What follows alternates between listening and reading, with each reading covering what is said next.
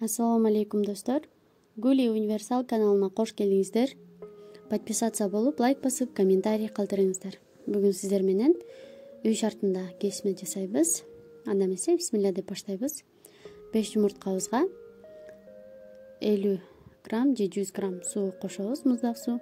Андан кийин 1 чайный ложка туз кошуп аралаштырып алабыз дагы. Un кошуп катуу камыр жасап алабыз.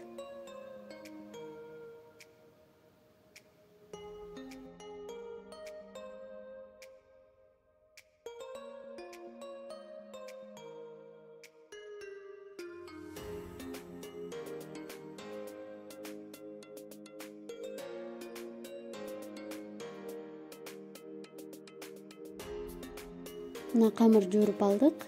Эми тыныктырып коюп коебуз үстүн жаап. Андан кийин бөлүктөргө бөлүп алабыз майда кылып.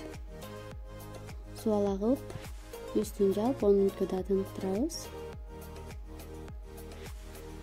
Андан кийин жука кылып жайып алабыз.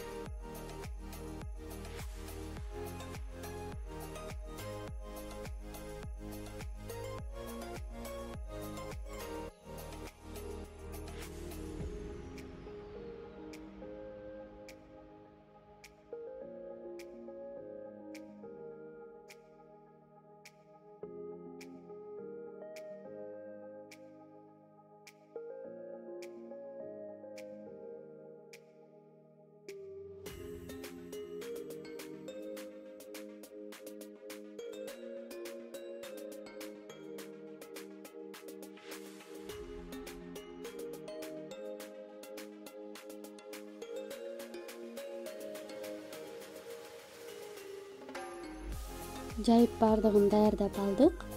Эми 180 градуста ысытылган мешибизге салабыз. 40-50 секундага коюп кургатып алабыз. Кургаганда бири-бирине жармашпай жакшы чыгат.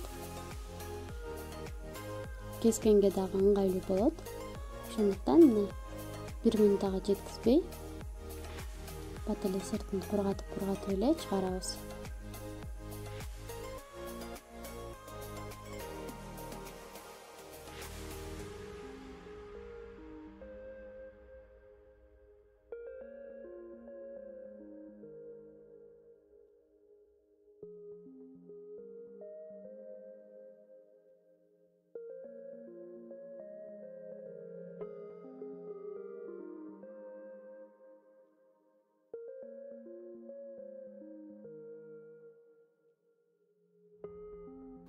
Мына бардыгын ушундай кылып кезип алабыз. Андан кийин пакеттерге салып, морозилкага салып сактасак болот. Бири-бирине жармашпай мына жакшы чыгат. Кааласаңыздар коюу тамак, кааласаңыздар шорполуу тамак кылсаңыздар деле болот. Макарон катары деле, макарон сыяктуу деле кууруп, кадимкидей эле макарон баскандай кылып басып тамак жасасак болот. Азыр 2 түрдө тамакка кошуп даярдаганды көрсөтүп берем. Тоокту кайнатып алабыз. Кайнагандан кийин чеснок, картошка, өзүңүздөр каалаган сабиз салып алсаңыздар деле болот. Бышкандан кийин чыгарып алабыз дагы. Кесмебизди салып бышырып алабыз.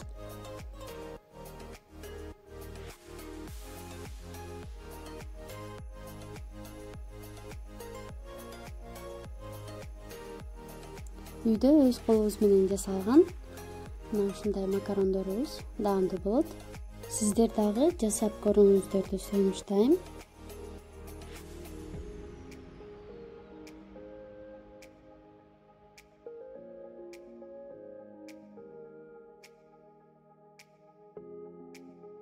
Эми экинчи тамагыбызды жасаганды көрсөтүп берем.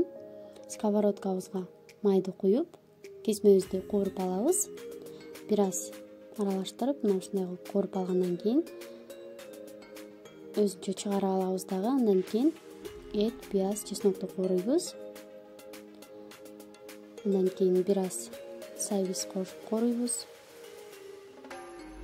Жана картошка кошобуз. Ошондой эле татымына жараша туз, мурч, калемпир жана өзүңүздөргө жаккан приправадан кошуп кооруп даярдап аласыздар. Андан кийин кесмебизди салабыз дагы. Бардыгын аралаштырып, үстүн көмгөнчө суу куябыз. Кайнаган суу куябыз. Андан кийин кайнагандан кийин